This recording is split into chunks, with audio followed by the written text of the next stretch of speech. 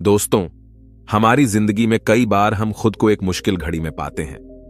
कई बार हमें बड़े फैसले लेने पड़ते हैं, लेकिन हमें यह नहीं पता होता कि वो सही है या गलत। क्या उस फैसले का परिणाम हमारे जीवन में खुशियां लाएगा या मुसीबत। लेकिन कई बार हमारे पास सही निर्णय लेने की सुझाव नहीं होते और हम जल्दबाजी में फैसला कर लेते हैं, और उन फैसलों की वजह से हमारी जिंदगी सुखमयी हो सकती है या फिर हमारी जिंदगी नरक से भी बढ़कर हो सकती है। इसलिए सही फैसला लेने की क्षमता हमारे जीवन में सफलता हासिल करने के लिए आवश्यक है। तो चलिए आज की इस बोध कहानी के माध्यम से जानते हैं कि जीवन में सही फैसले कैसे लिए जाएं, और यह भी कि सही निर्णय लेने के तरीका कौन सा है। तो बिना किसी देरी के कहानी शुरू करते हैं। दोस्तों, कई साल पहले की बात है। एक छोटे से राज्य में एक बौद्ध भिक्षु निवास कर रहे थे, जिन्हें सभी जगहों पर उनके ज्ञान के बड़े चर्चे थे। वह बौद्ध भिक्षु बहुत ज्ञानी थे। उनके पास लोग बहुत दूर दूर से आते थे ताकि वे उनसे अपनी समस्याओं का समाधान प्राप्त कर सकें। उनके पास कोई भी कैसी भी समस्या लेकर क्यों ना आए, वह समस्या का समाधान अवश्य करते थे। जब भी वह किसी की समस्या सुनते तो उस समस्या को बड़े ही ध्यान से सुनते समझते, उसमें लीन हो जाते और उसके बाद कुछ देर के लिए वह आंखें बंद करते और समस्या के बारे में अच्छे से सोच विचार करते और उसके बाद उसका समाधान देते। ऐसे में कोई भी व्यक्ति उनके बारे में केवल एक ही बात सोचता था, शायद इन साधु के पास कोई ऐसी चमत्कारिक शक्तियां हैं जिससे ये समाधान पूछते हैं और उसके बाद हमें वह समाधान बताते हैं। एक बार एक युवक ने उन महाराज से यह पूछ भी लिया। उस शिष्य ने पूछा, क्या आपके पास ऐसी कोई चमत्कारी शक्तियां हैं जिसके कारण आप हमारी समस्याओं का समाधान करते हैं, या आपके पास ऐसी कोई दिव्य दृष्टि है जिससे आप हमारी समस्याओं का समाधान खोज पाते हैं। उस युवक की यह बात सुनकर वह साधु जोर जोर से हंसने लगे, लेकिन उन्होंने उस युवक की बात का कोई जवाब नहीं दिया। उसके कुछ ही दिनों बाद उस राज्य में एक बड़ी अजीब सी घटना घटी। उस राज्य में एक बुढ़िया औरत रहा करती थी, जो अपने पूरे घर में अकेले ही रहती थी। उसका कोई न था। उस राज्य से होकर 4 मित्र अपने घर की ओर जा रहे थे। वे लोग दूसरे नगर में काम करके पैसा इकट्ठा करके अपने गांव की ओर जा रहे थे।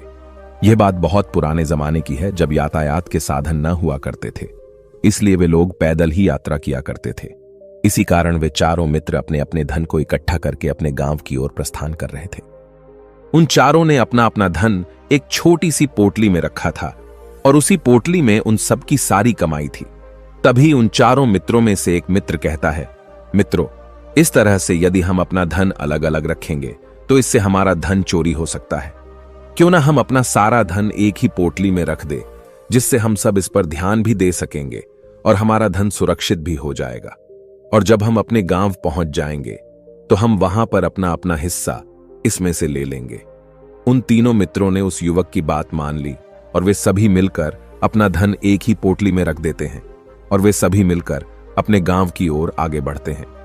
चलते चलते काफी समय बीत चुका था और अब रात्रि होने वाली थी।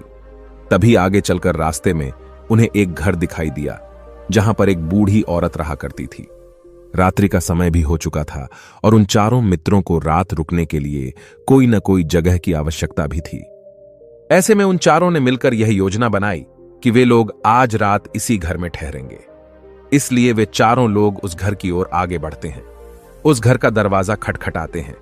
तभी सामने से एक बूढ़ी औरत दरवाजा खोलती है और उन चारों मित्रों में से एक मित्र हाथ जोड़कर उस बूढ़ी औरत से कहता है, माताजी, हम अपने गांव की ओर जा रहे थे, लेकिन यहां रास्ते में ही रात हो गई और अब हम इतनी रात में सफर नहीं कर सकते। इसलिए हमारी आपसे विनती है कि हम आपके यहां पर एक रात रुकना चाहते हैं। कल सुबह होते ही हम यहां से चले जाएंगे। उस बूढ़ी औरत ने काफी देर सोच विचार किया और उसके बाद वह बूढ़ी औरत कहती है, ठीक है, तुम सभी आज रात के लिए यहां पर रुक सकते हो। मुझे कोई दिक्कत नहीं, मैं खाना बनाने जा रही हूं। कहो तो तुम लोगों के लिए भी बना दूं। उन चारों ने सहमति जताते हुए कहा, हां बिल्कुल। उसके बाद उन चारों मित्रों ने वर्धन की पोटली उस बूढ़ी औरत को थमा दी और कहा, माताजी, इस पोटली में हमारे साल भर की कमाई है। हम चारों ने अब तक का अपना सारा कमाया हुआ धन इसी पोटली में रखा है और अब हम इसे आपको सौंपते हैं, क्योंकि यह हम चारों से ज्यादा आपके पास सुरक्षित होगा। हम बस इतना चाहते हैं कि यदि हम चारों में से कोई एक व्यक्ति से लेने आए तो आप इस पोटली को उसे मत देना, जब तक कि हम चारों एक साथ इस पोटली को लेने ना आए। तभी वह बूढ़ी औरत कहती है, ठीक है बेटा, यदि तुम चारों एक साथ आओगे तभी मैं इस पोटली को आपको सौंपेंगी। और वैसे भी आप लोग तो सुबह यहां से चले जाने वाले हैं, मैं आपको सुबह ही यह पोटली थमा दूंगी। वह धन की पोटली उस बूढ़ी औरत को थमाकर चारों मित्र निश्चिंत हो जाते हैं कि अब उनका धन सुरक्षित है, और वे लोग खाना खाकर सो जाते हैं। अगली सुबह जब वह चारों उठते हैं तो सभी लोग अपनी आगे की यात्रा के लिए तैयारियां शुरू कर देते हैं। उन चारों नौजवानों में से एक नौजवान थोड़ा सा बदमाश था। वह अपने उन तीनों मित्रों से कहता है, भाइयों, इस बूढ़ी औरत ने हमारी रात भर खातिरदारी की है, हमें अच्छा भोजन खिलाया, सोने के लिए अच्छी जगह दी, रात भर यहां सर छुपाने के लिए एक अच्छा मकान दिया, और हमने अब तक उसके लिए कुछ नहीं किया। वह बूढ़ी औरत अकेले ही खेतों में काम कर रही है। क्या हम सभी यहां से जाने से पहले इस बूढ़ी औरत की मदद नहीं कर सकते?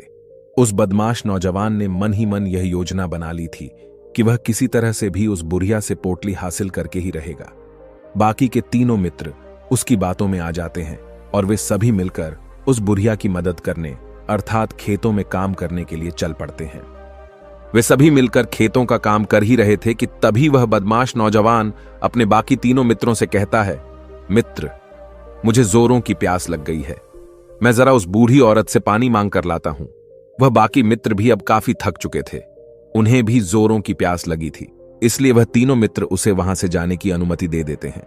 जैसे ही वह बदमाश उस बूढ़ी औरत के पास पहुंचता है, वह उस बूढ़ी औरत से कहता है, माताजी, अब हम यहां से जा रहे हैं, कृपया करके हमारे धन की पोटली हमें वापस दे दें। इस पर वह बूढ़ी औरत कहती है, नहीं नहीं, जब तक तुम चारों एक साथ ना हो तब तक मैं वह पोटली किसी को नहीं दे सकती। तुम्ही ने तो कहा था कि जब तक हम चारों एक साथ ना हो तब तक यह पोटली किसी को नहीं देनी है। तभी वह बदमाश उन तीनों की तरफ इशारा करते हुए कहता है, लाऊं।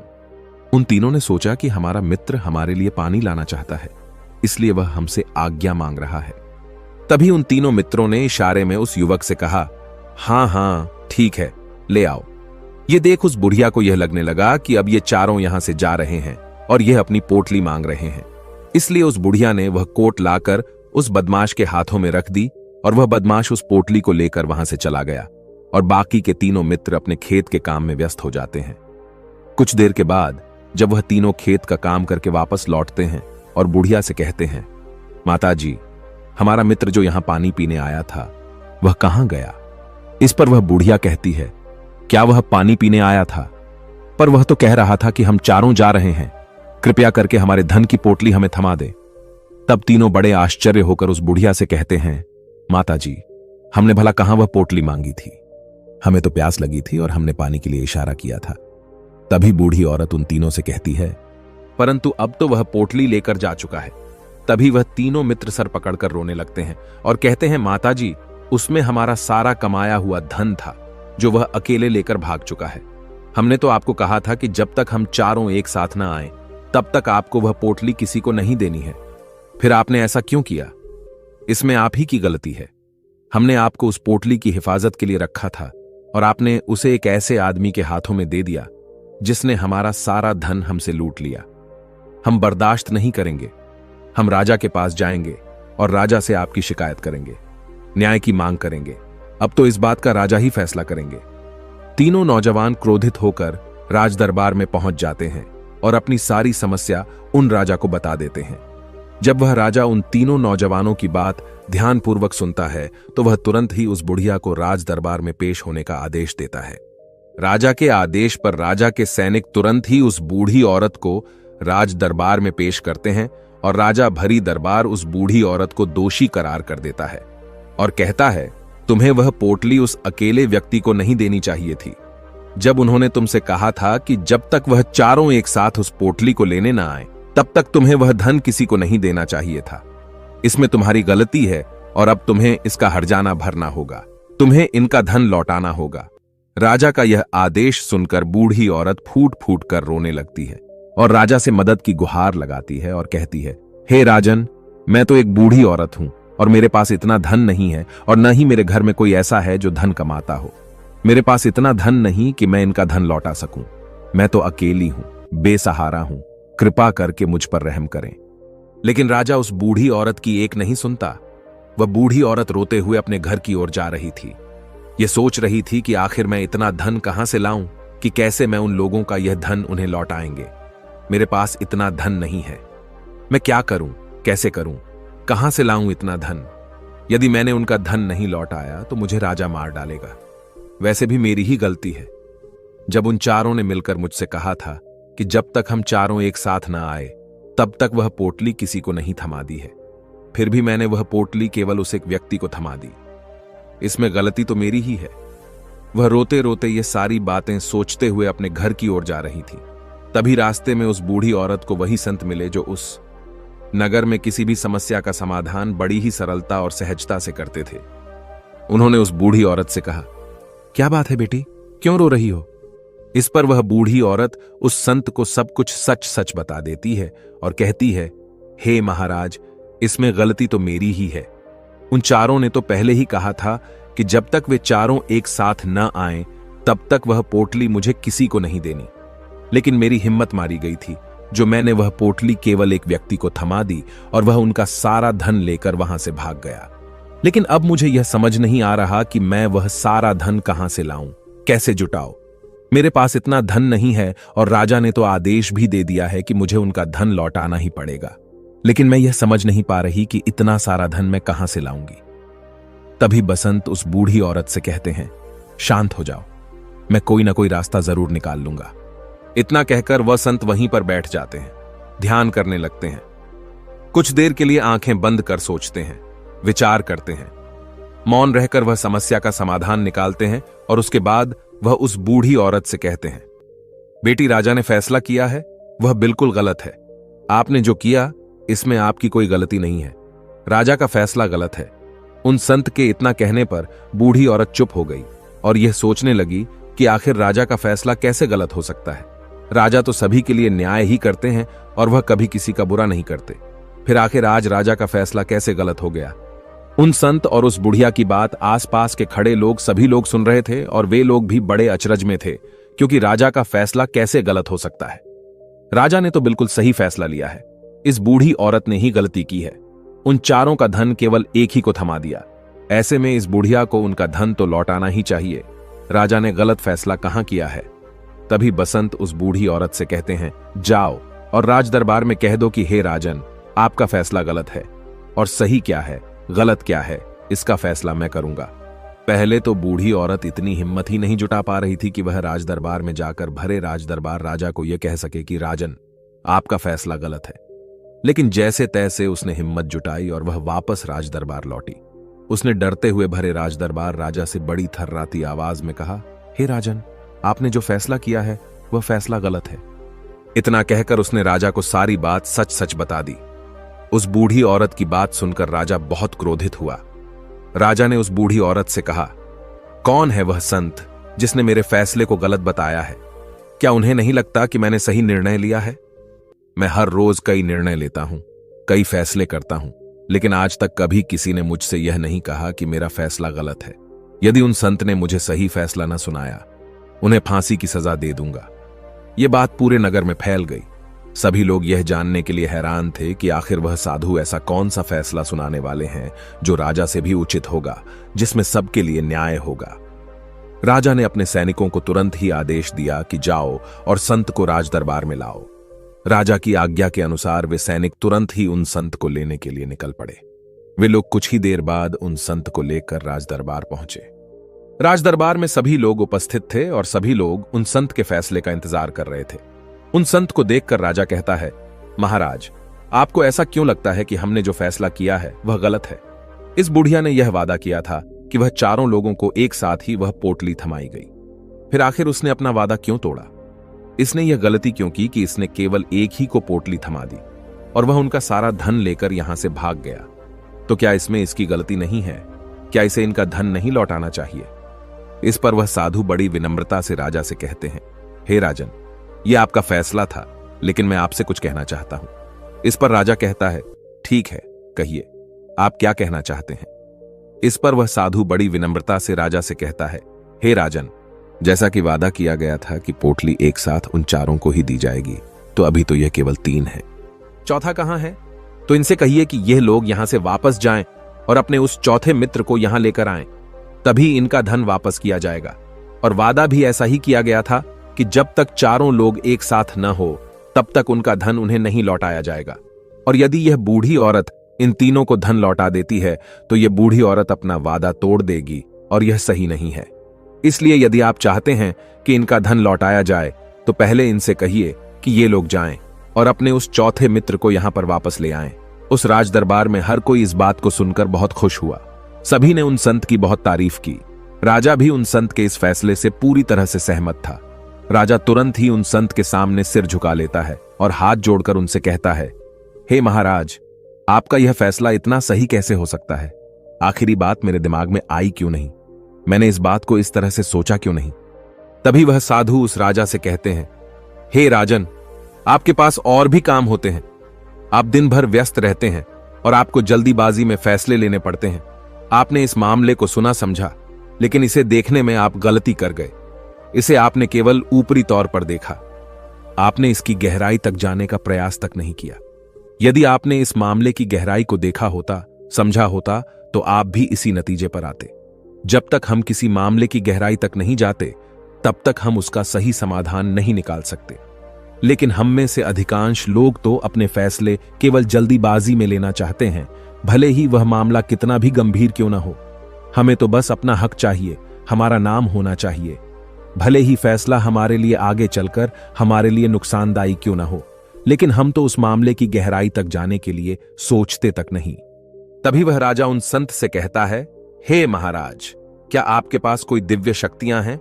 क्या आपके पास ऐसी कोई चमत्कारिक शक्ति है जिसे आप सवाल करते हैं और बदले में वह आपको जवाब देती है, जिस कारण आप सटीक और सही समाधान बता पाते हैं? राजा की यह बात सुनकर वसंत मुस्कुराने लगे और राजा से कहते हैं, हे राजन, यह सवाल मुझसे कई लोगों ने पूछा है और मैंने कभी किसी का कोई जवाब नहीं दिया। लेकिन आप इस राज्य के राजा हैं, इसलिए मैं आपके इस प्रश्न का उत्तर देता हूं। आप में से कई लोगों को यहां ऐसा लगता है कि मेरे पास कोई ऐसी शक्तियां हैं जिससे मैं बात कर सकता हूं, जिससे मैं कोई भी समस्या का समाधान पा सकता हूं। लेकिन मैं आप लोगों को एक बात सच सच बता देता हूं, मेरे पास ऐसी कोई शक्तियां नहीं हैं। मैं तो केवल हर मामले की गहराई तक सोचता हूं, उस बात पर विचार करता हूं, और जब मैं विचार करता हूं तो मेरे सामने कई सारे समाधान आते हैं, और जो समाधान मेरे सामने आते हैं मैं उन पर भी विचार करता हूं, उनके बारे में भी गहराई तक जाता हूं। और जब मुझे लगता है कि इस समस्या का समाधान यही होना चाहिए, तभी मैं समाधान उस व्यक्ति को देता हूं ताकि वह अपनी समस्या का समाधान कर सके। अब आप ही सोचिए, आप जल्दीबाजी में यह फैसला लेकर इस बुढ़िया का जीवन पूरी तरह से बर्बाद कर देते। हमारा पूरा जीवन केवल एक फैसले पर निर्भर करता है। यदि वह फैसला सही हुआ तो हमारा जीवन अच्छा बन जाएगा, और यदि वह फैसला गलत निकला तो हमारा जीवन नर्क से भी बदतर हो सकता है। इसलिए यदि आप सही और सटीक फैसला लेना चाहते हैं तो आपको मौन रहना सीखना पड़ेगा। मौन रहकर उस पर विचार करना सीखना होगा, क्योंकि हमारे फैसले ही हमारा भविष्य तय करते हैं, हमारी जिंदगी का अगला पड़ाव तय करते हैं। फिर चाहे वह फैसले छोटे हों या बड़े, वे ही हमारी जिंदगी को निर्धारित करते हैं। इसलिए सबसे पहले हमें सही फैसले लेने के लिए मौन रहना सीखना आवश्यक है, उन पर विचार करना आवश्यक है। और जब आप ऐसा करते हैं तो आपके सामने एक ही समस्या के कई सारे समाधान निकल कर आते हैं, और जब आप उन पर गौर करेंगे तो आपको यह समझ में आएगा कि उन फैसलों का समाधान कैसा होना चाहिए, कि समाधान से आपको क्या फायदा होगा और क्या नुकसान होगा। या उस समाधान पर सोच और विचार करने पर ही आप उसे समझ सकते हैं, और तभी आप यह निर्णय भी ले सकते हैं कि क्या यह समाधान उचित रहेगा या नहीं। और यह सब संभव हो सकता है यदि हम कम बोलना शुरू करें। कम बोलने का अर्थ यह नहीं कि आप पूरी तरह से मौन हो जाएं। इसका अर्थ यह है कि आप भीतर से शांत हो जाएं, और जब आप भीतर से शांत होने लगते हैं तो आपका मन स्पष्ट होने लगता है, साफ होने लगता है, और आप किसी भी चीज पर सोच विचार कर सकते हैं। और जब आप भीतर से शांत होने लगते हैं तो आप ऊपर से भी कम बोलते हैं, और जब आप धीरे धीरे कम बोलने के आदी हो जाते हैं तो आप साफ और स्पष्ट तौर पर सोच और समझ पाते हैं।